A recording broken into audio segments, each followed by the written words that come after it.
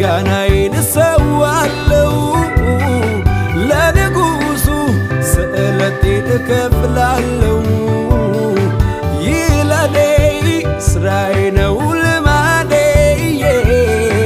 በወቅቱ ክብርን መስጠት ለውዴ።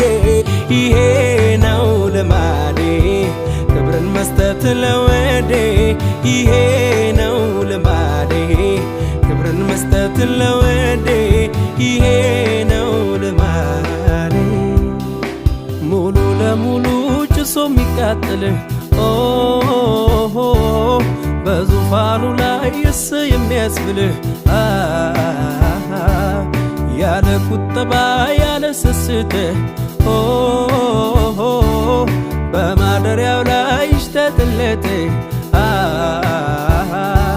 ከነፍሴ ከፍጹም ደስታ የነፍሴ